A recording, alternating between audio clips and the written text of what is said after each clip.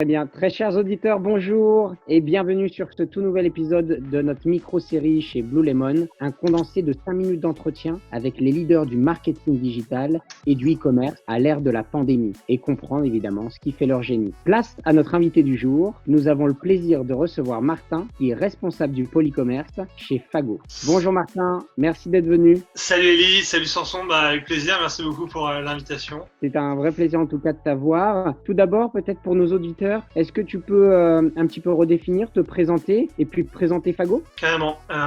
Martin, 28 ans, je suis responsable e-commerce de la marque Fago. Je suis allé il y a 3 ans dans la boîte en tant que chargé de projet e-commerce et CRM. Et il y a 2 ans, j'ai pris la direction du pôle e-commerce chez Fago. Aujourd'hui, mon job, c'est d'assurer la rentabilité et la croissance du site internet en offrant la meilleure expérience possible à nos clients web, mais aussi à nos clients boutiques. Parce que aujourd'hui, on a un réseau retail grandissant. Donc voilà, pour parler de Fago, c'est une marque qui a un peu plus de 10 ans, qui a été fondée par 2 amis d'école de commerce. Et en fait, c'est la première boîte en France qui a inclus dans son business plan un bilan carbone prévisionnel. Donc en fait, dès le début, dès 2009, l'impact de Fago sur la planète était pris en compte, quoi. Et en fait, on voulait avoir un impact positif, c'est pour ça qu'on plante un arbre pour chaque produit Fago qui est conçu, ce qui nous permet en fait de stocker plus de CO2 qu'on en émet avec nos activités. Vous êtes une entreprise à mission ? On est une entreprise à mission depuis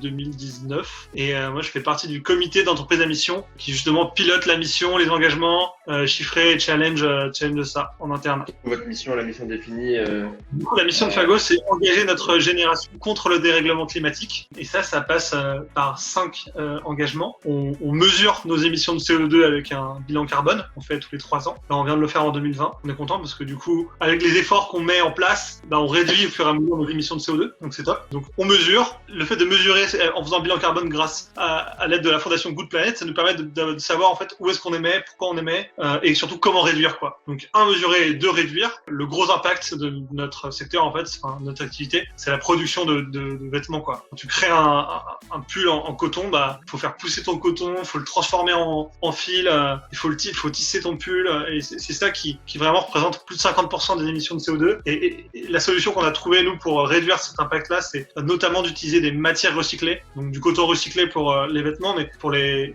sacs à dos, la bagagerie, c'est du polyester recyclé issu de bouteilles plastiques recyclées, ce qui permet de réduire de 90% les émissions de CO2 sur la bagagerie, ce qui est assez énorme. Donc mesurer, réduire, compenser, donc ça c'est notre activité de plantation d'arbres. Et les 2 dernières actions, c'est d'accompagner nos clients vers des modes d'habillement plus sains. Donc ça passe par le fait d'éduquer en fait nos consommateurs à recycler leurs vêtements, quoi. Aujourd'hui, tout le monde a l'habitude de mettre un carton dans la poubelle jaune. Et demain, il faut que ce soit pareil pour les vêtements. Genre un pull que tu mets plus parce qu'il est troué ou parce que tu l'aimes plus et que tu peux pas le revendre. Déjà tu essaies de le revendre sur Vinted et si jamais ça part pas, tu le jettes pas à la benne pour qu'il soit enfoui ou brûlé, quoi. Tu le mets dans une borne de recyclage public ou tu le mets dans une borne de tri Fago qu'il y a dans plein de boutiques maintenant pour qu'il soit revalorisé, c'est-à-dire revendu dans une association, rebroyé pour refaire un fil ailleurs ou transformé en isolant pour le bâtiment. Okay. Et la dernière Voilà. Et la dernière, être transparent sur la fin de vie de nos produits et aider justement sur la fin de vie de nos produits. Est-ce que, c'est peut-être une question bête, est-ce qu'il y a un impact au-delà des messages que vous allez faire passer, j'imagine qu'il y a d'éducation, mais dans votre communication digitale, est-ce que vous allez faire de la pub éco-responsable d'une manière ou d'une autre ? Ouais, c'est toujours un peu compliqué parce que toutes les actions ont un impact. Après, je pense que la meilleure manière de faire de la communication responsable, c'est de pas pousser à la surconsommation. Et ça, c'est quelque chose qui est vraiment ancré là dans nos valeurs, de se dire, mais en fait, achète un t-shirt, mais seulement si tu en as besoin, quoi. C'est pas la foire aux promos en mode moins 30% aujourd'hui jusqu'à minuit, achète, quoi. Vraiment, c'est ce t-shirt, si tu le trouves cool, prends-le, quoi. Et mais si t'en as pas besoin, parce que t'en as déjà 15 dans ton placard, surtout l'achète pas, quoi. Okay. Donc ça, c'est communique.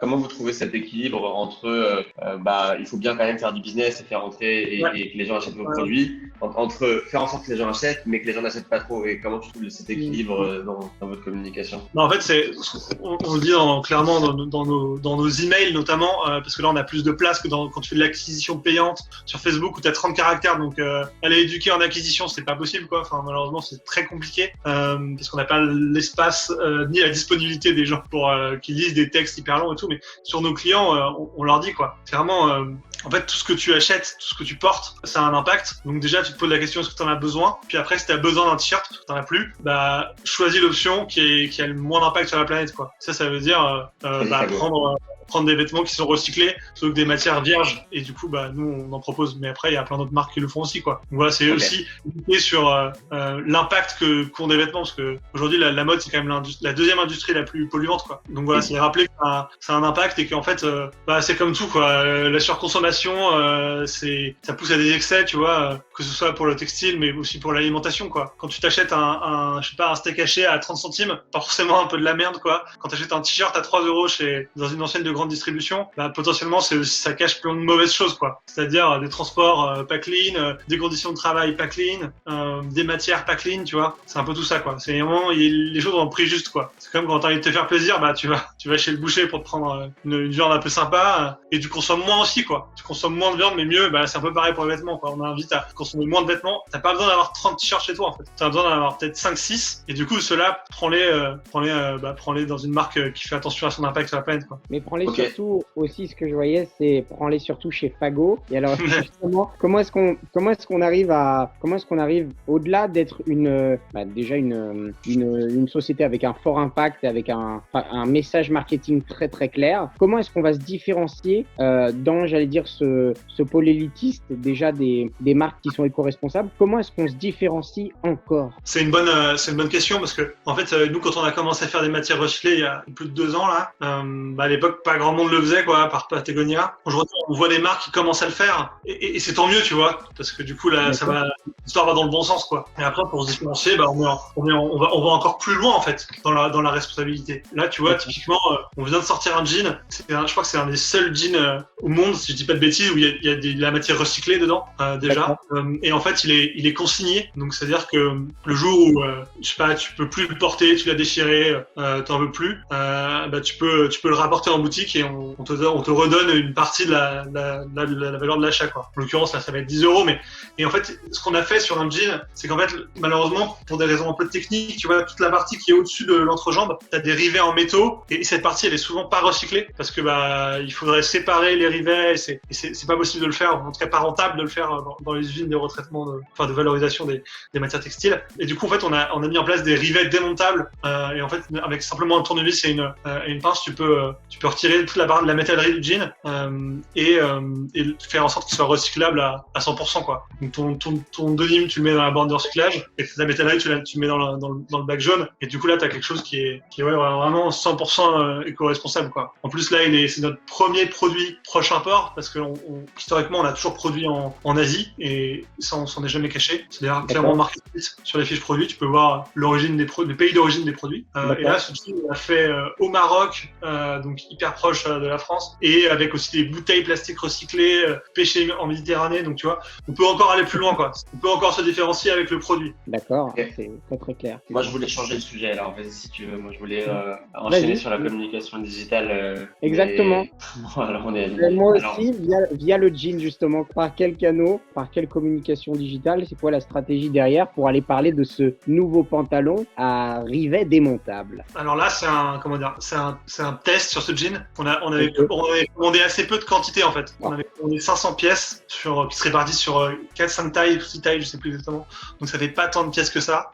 Et une partie qui avait déjà été vendue à notre réseau wholesale B2B. Donc en fait, on n'avait pas tant de pièces que ça disponibles. C'est ça qu'on n'a pas choisi de communiquer à fond sur le sujet, quoi. En fait, on a juste communiqué à notre base client via un email. Mais on aurait pu, tu vois, si on avait été stocké, faire de la pub sur Facebook, notamment, quoi. Mais là, en fait, faire de la pub sur Facebook, ça coûte cher. Pour un produit où t'as pas de stock, c'est jeter l'argent par les fenêtres. Donc on l'a pas fait. Mais du coup, ce jean, là, c'était un premier test. On a commandé 500 pièces. Mais sur la collection hiver, on va recommander plus parce que ça cartonne. Donc Alors, et là, on a un produit où tu fais de la communication digitale. Tu pourrais nous parler du coup des différentes actions mises en place. Donc ça va ce jean-là particulièrement. Ouais. Alors, contrairement à pas mal de DNVB qui se lancent, nous, on a une PME qui a plus de 10 ans. Et aujourd'hui, tu vois, notre catalogue, il a, je sais pas, 250-300 produits. Ouais, on n'est pas une startup qui a un produit à commercialiser et qui focus sa com sur un produit, quoi. Et ça, c'est parce que quand tu vends un seul produit, c'est hyper facile de matraquer, de bien en parler. Mais moi, mon enjeu, c'est de bien parler et de matraquer sur 250 produits, quoi. Ouais.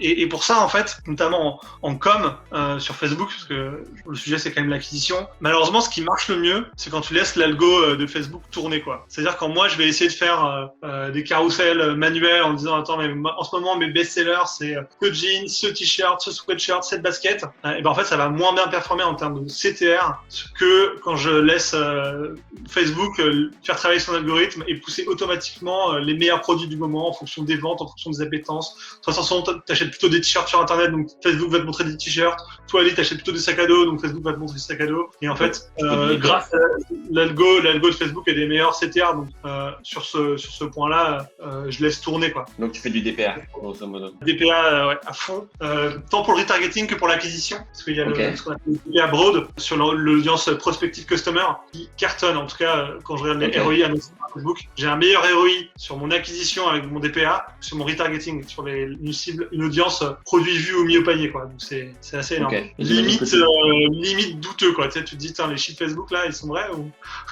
Ok, ça te donne limite, ça te donne limite envie juste d'appuyer sur le bouton et d'attendre que ça vende et que toi t'as pas grand chose à faire derrière. Mais j'imagine que tu coupes. En fait, derrière, ce serait trop réduire le travail de la personne qui fait ce paramétrage opérationnel des pubs dans mon équipe, de dire ça marche tout seul, quoi. Non, ça marche pas tout seul en fait. Pour que oui, t'as forcément quelqu'un derrière qui va faire des optimes constamment. Voilà, avec ton CPC, son CTR, tu te dis attends, mais cet emplacement-là, ça fonctionne pas, je vais arrêter de diffuser.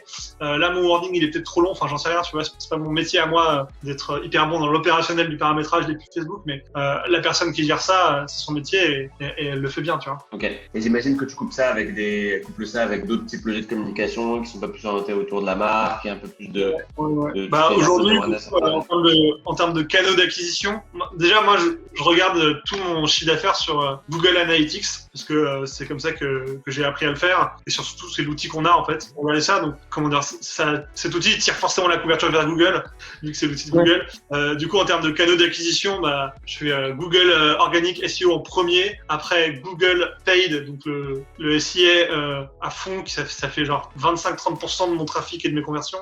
Mais ça c'est parce que t'es élastique. Ça c'est classique, mais c'est parce que t'as ton impôt sur la marque, quoi. T'es obligé d'enchérir sur le mot-clé fagot pour que les gens ils te trouvent. Parce que déjà moi j'ai des revendeurs, genre Zalando par exemple, qui enchérit également sur le mot-clé fagot, donc je suis obligé de le faire parce que si je le fais pas, j'avais fait le test en 2019, pourquoi je paye genre 500 balles par mois pour défendre mon nom, enfin mon site sur Google. Tu peux pas simplement appeler les revendeurs et dire bon venez les gars, on arrête chacun d'acheter, c'est parce que c'est une guerre où tout le monde a dit tout le temps, mais c'est Google malheureusement c'est pas légal de faire ça. Donc la bonne pratique dans le milieu c'est de le faire un peu en off à l'oral, en mode t'appelles ton vendeur en lui disant mec là t'augmentes de ouf les dépenses, nos CPC respectifs augmentent, c'est pas très intelligent, donc calme le jeu, quoi. Le problème c'est que c'est comme je te disais pas légal, quoi. Donc quand tu te demandes ça, tu te prends soit tu as quelqu'un en face de toi qui est compréhensif et t'es dans une position de force par rapport à ton vendeur, du coup leur vendeur joue le jeu, soit au contraire t'es une goutte d'eau dans l'océan, genre Zalando, tu vois, je peux te dire que pisser dans un violon, quoi. Ils font pas bouger leurs choses en fonction de nous, quoi. Tu vois, tout est automatisé de leur côté. Surtout, c'est pas légal, quoi. Donc, ils vont se dire, attends, non, mais mec, moi, si j'arrête d'enchérir en SIA, je vends moins. Mon but, c'est de vendre plus. Donc, non, je vais pas arrêter d'enchérir sur ton mot-clé. Donc, ouais, en termes de canaux d'acquisition, donc Google Organic, Google Paid, le trafic direct. Et je pense beaucoup de gens qui reviennent sur le site. Parce que, forcément, les gens n'achètent pas en une visite, en une session. J'aimerais bien, mais heureusement, c'est pas comme ça que ça fonctionne. Il y a bien 2 ou 3 sessions avant achat. Après, il y a le levier email, donc notre base de données clients, les prospects à qui on envoie des emails. Nous, on est sur un rythme de 1 email semaine à notre base de données clients, en optimisant évidemment à qui on envoie pour maximiser le taux d'ouverture, pas spammer, avoir une pression commerciale un peu ajustée. Et ça représente 15% les emails, 15% du trafic, 15% du chiffre d'affaires. Et Facebook Ads dans l'histoire alors? Facebook, Instagram? Et Facebook Ads, c'est une partie importante du trafic, genre 10%, mais en termes de... Pardon? Mais pas de ton chiffre d'affaires. Ouais, mais ça c'est un gros enjeu en fait. Pas de mon chiffre d'affaires dans Google, parce que moi en fait il y a une énorme différence entre le chiffre d'affaires annoncé par Facebook sur sa plateforme et le chiffre d'affaires plateforme et ta vision analytique, toi, classique. Ouais, classique. Moi j'aime bien dire que c'est un peu comme les manifs. Les manifs, les manifestants en disant on est 3 millions, la police ils étaient 10. C'est exactement ça, tu vois. Et du coup, la réalité, elle est un peu au milieu. Et le problème, c'est que ce milieu, il est, compliqué à trouver quand tu n'as pas d'outil d'attribution. Et un outil d'attribution, en fait, ça coûte relativement cher. Et aujourd'hui, par rapport à nos montants d'investissement, avoir un outil d'attribution qui coûterait 10% de notre budget, c'est pas rentable, en fait. Le jour où on dépense, 4 millions par an en ads, oui, et payer 50 € un outil d'attribution, évidemment que c'est une bonne idée, quoi. Aujourd'hui, on va pas se le permettre. Peut-être que dans 2 ans, ce sera le cas. Du coup, on se fie un peu quand même aux stats de Facebook. Et surtout, de toute façon, on voit quand on pousse à fond les ads que le trafic direct et les conversions directes et les conversions SEO, elles augmentent, quoi. Parce que le mec voit ta pub Facebook sur son téléphone, potentiellement sur son ordinateur, il va venir en SEO, quoi, tu vois. On le voit. Il y a certaines choses qu'Analytics va attribuer au trafic direct, alors qu'en fait Facebook Ads va l'attribuer directement à lui comme conversion. Que t'as pas forcément les mêmes fenêtres de conversion sur les différentes plateformes. Donc, et t'as d'autres canaux que vous avez essayé, mis en place? Alors là, j'ai fait un test pendant les soldes. Nous, on a 3 temps forts, hein, c'est Noël et les deux soldes. Et c'est les seuls. Enfin, les soldes, c'est le seul moment où on fait de la promotion sur la collection. Du coup, c'est le moment où je peux tester un peu des leviers d'acquisition, parce que forcément, quand tu es sur de la promo, ton taux de conversion il augmente fortement, il double voire il triple, et du coup ton ROI aussi, quoi. Là, j'ai testé de l'email acquisition avec une boîte qui s'appelle Air Advertising, c'est-à-dire qu'eux ils ont une base d'email parce qu'ils ont des récoltés sûrement sur des jeux concours où il y a des double opt-in quand tu coches la case genre j'accepte de m'inscrire au newsletter partenaire, et en gros moi j'ai payé une solution, j'avais acheté des clics en fait. Moi je leur ai envoyé un email, je leur ai dit voilà, c'est ça l'email qu'il faut pousser. Ils le poussent à leur base, ils me garantissent un CPC fixe, je leur dis bon, on a négocié, on s'est mis d'accord, et prenons 0,10, même si c'était pas ça, 0,10, je leur achète 1000 clics, et après je vois le nombre de conversions. Ça c'était intéressant, c'était un petit test du coup, 2-3 000 € de budget, parce que c'était la première fois que je le faisais, et assez bon ROI. Donc j'utilise la solution Trade Doubler pour traquer, donc pour le coup c'est vraiment nickel en termes de tracking, et j'étais sur un ROI à 4 sur des gens qui connaissent pas, c'est quand même assez cool, quoi. Donc je pense je le referai pour les prochaines soldes, donc juin-juillet. Sur les autres canaux d'acquisition, historiquement on a de l'affiliation en direct avec Comme un camion. Comme un camion, c'est le premier média mode homme en France, et en gros ils écrivent des articles sur nous en disant le jean Fago il est génial, paf, il y a un lien traqué, si le mec achète, ça remonte dans leur outil de tracking de conversion qui est également... T'as des bons résultats là-dessus? Pas mal, mais en ce moment ça s'essouffle un peu là. Du coup on se dit en fait l'affiliation c'est un levier intéressant, mais il faut diversifier les partenaires, parce qu'on avait historiquement que Comme un camion, et là on vient de brancher Affiliate, qui est une plateforme d'affiliation qui permet d'aller chercher du volume, quoi. Parce que c'est pas avec un affilié que tu vas faire du volume, c'est avec 100 affiliés. Et malheureusement être direct avec 100 affiliés, ça veut dire sans contrat, sans facturation, c'est un enfer, quoi. C'est pas possible, ou alors faut avoir une équipe marketing énorme, ce qu'on n'a pas. Du coup là on a plugué Affiliate il y a un mois, parce que très bons échos sur la solution, d'autres marchands e-commerce qui me disent moi ça représente 5% de mon chiffre d'affaires, donc je me dis ok d'accord, c'est 5% chez eux, ça peut être pas mal. Quand je regarde 5% de mon chiffre d'affaires, je me dis ça peut être cool, d'avoir ça en incrémental. Ça c'est un nouveau canal que vous avez lancé pour tester un peu donc c'est un nouveau canal lancé là il y a un mois, et je pense qu'il faut un peu de temps pour que ça se lance, donc là on va un peu la personne qui s'en occupe en interne fait des efforts pour contacter des affiliés, les démarcher, leur dire attends, écris bien des contenus sur nous et tout, pour que ça génère des clics et après des conversions. Là pour le moment on est à 3 conversions, tu vois, un mois après le lancement, donc c'est pas en train de, c'est un peu lent à démarrer, quoi, mais c'est aussi normal sur ce levier. Donc bon espoir que d'ici 3-4 mois ça rapporte 5% de mon chiffre d'affaires en plus, donc que ce soit très très cool. Et on touche du bois. On touche du bois, exactement. Voilà pour les leviers d'acquisition. Après là il y a un autre levier que j'ai rien testé, mais plutôt sur le deuxième semestre 2021, c'est le parrainage. On l'a tous fait, je pense, sur Uber Eats, sur Uber au début quand ça commençait, pour avoir 10 € offerts sur ta première commande. Ça fonctionne pas mal, et j'y crois pas mal, moi, pour la communauté Fago, parce que moi avant d'être employé par la marque, j'étais client, et du coup j'en parlais pas mal autour de moi, et puis j'ai l'impression que c'est une marque quand même qui s'évangélise bien entre potes, tu vois, et du coup on va mettre en place du parrainage, un truc très simple, quoi, tu vois, genre toi Samson, tu peux tes clients Fago, tu parraines Eli, si Eli il achète, il a moins 10 euros et quand Eli a acheté, toi Samson t'as moins 10 euros sur ton prochain achat quoi. Ok. Pour lancer un mécanisme de bouche à oreille et que faut vraiment tirer profit de notre base de clients existants parce que ça coûtera beaucoup moins cher de faire ça à mon avis que d'aller faire des Facebook Ads sur des clients qui ont jamais entendu parler de toi parce que quand toi Samson connais pas Fago, tu vois une pub sur Facebook, tu te dis putain déjà ça se trouve tu la vois pas parce que tu scrolles ton wall Facebook et tu la vois pas. Par contre si c'est Eli qui te dit putain mec check cette marque là elle est cool, moi je m'achète des baskets depuis 2 ans chez eux, là tu vas peut-être aller checker tu vois et tu vas faire confiance qu'à une pub. Si t'es recommandé par la famille ou un pote, là t'y vas quoi. Et c'est ça j'y crois pas mal. Donc prévois de le faire S2 2021 parce que malheureusement la roadmap est déjà très chargée sur le premier semestre. Donc on peut pas tout faire en même temps. Il faut prioriser. Claire, très bien. Est-ce que tu voulais, je sais que tu avais à cœur, c'est pour ça que je te le demande. Je sais que tu voulais parler d'un projet, le projet de Ship from Store. Est-ce que tu veux en dire quelques mots avant qu'on se quitte? Ouais, carrément. Parce que évidemment, pour attirer des clients, on peut faire de l'acquisition et c'est un très bon moyen.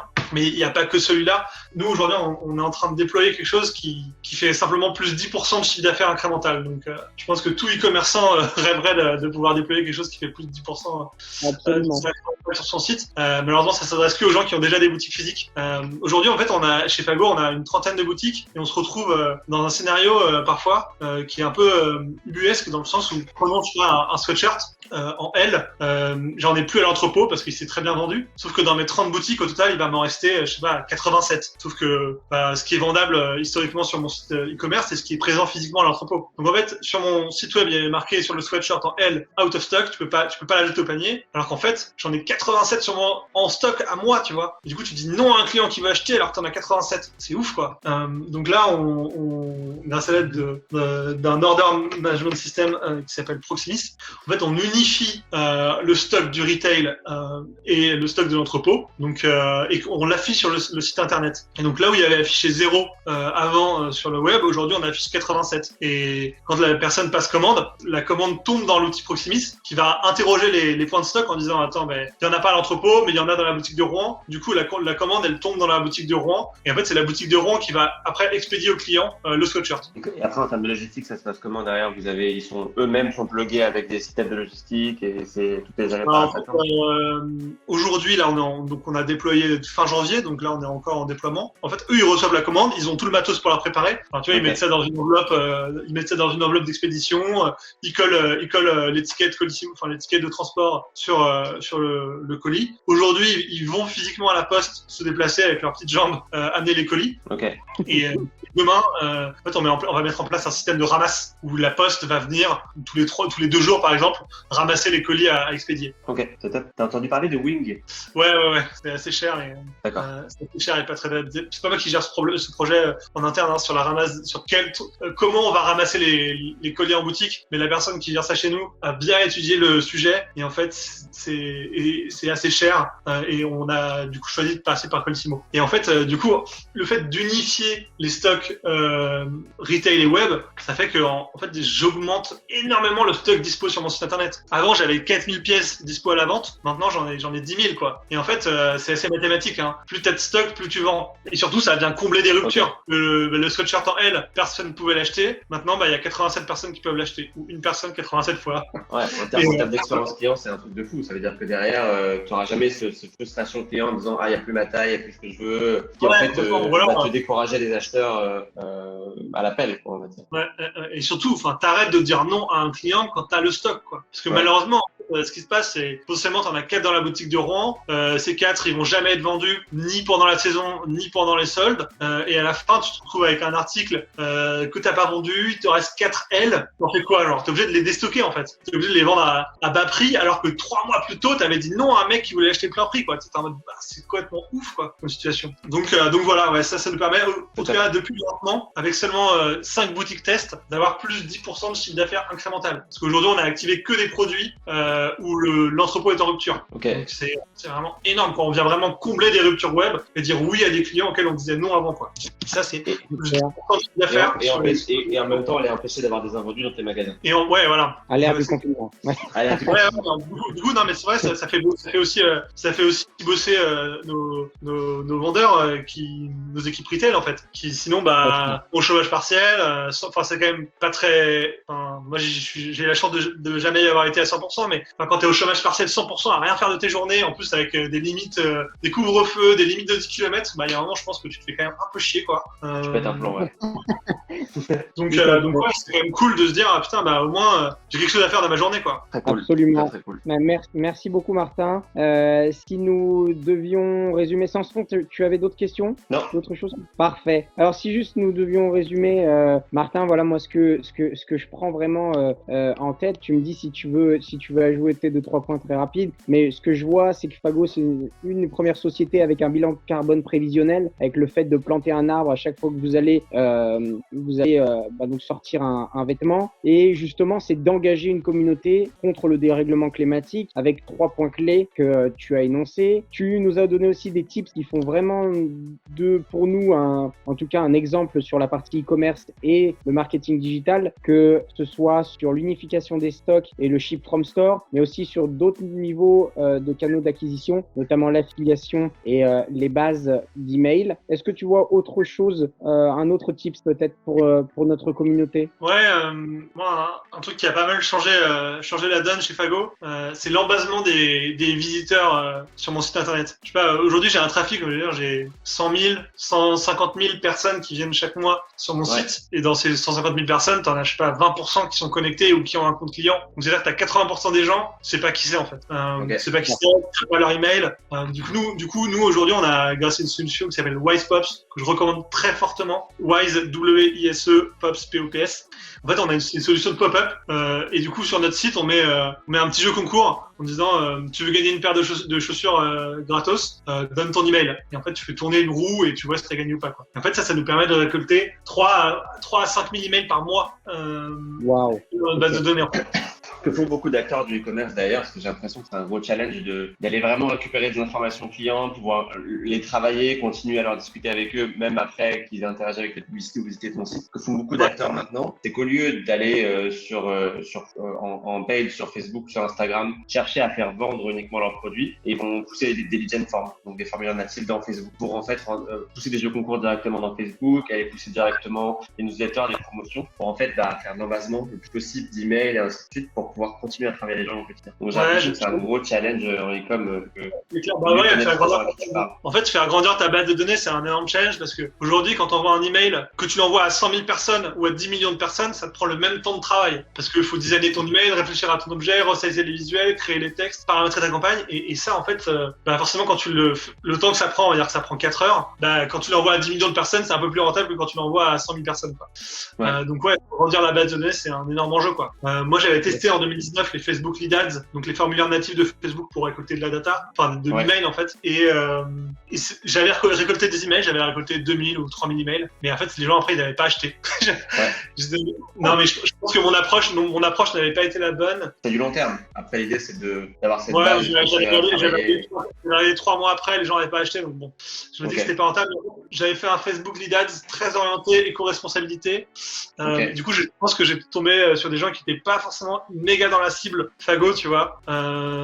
Et en fait, je pense que faudrait que je le refasse, mais avec un autre contenu, tu vois. Parce que je l'avais fait sur, en fait, 9 manières simples d'adopter un mode de vie plus responsable. Et en fait, je pense qu'il faut que je le fasse sur un contenu plus mode qui cible des acheteurs, quoi. Mais ouais, c'est une solution. Et après, en plus, Facebook Lead Ads, tu plugs avec un Zapier, un Google Sheet, ton CRM. Ça, c'est automatisé, ça remonte direct dans les bases de données. C'est assez stylé à faire. C'était cool à faire en tant qu'expérience marketing digital, parce que ça fonctionnait bien et tout. J'avais mis en place un outil, mais après, en termes de retombées chiffre d'affaires, ça n'avait pas été exceptionnel, en tout cas pour moi. Top. Merci beaucoup, Martin, en tout cas, pour ton temps et pour ton expertise sur le e-commerce et le marketing. On est ravis de t'avoir reçu. Si ce n'est pas encore fait, je t'invite à t'inscrire au podcast pour ne rater aucun épisode et nous mettre des likes et des commentaires, à partager l'adresse du podcast pour nous permettre de nous faire connaître à une communauté passionnée encore plus grande. On se retrouve très vite dans un tout nouvel épisode la semaine prochaine. En attendant, prenez prenez soin de vous et comme Martin, sachons cultiver les idées les plus folles sous la contrainte de l'ère actuelle.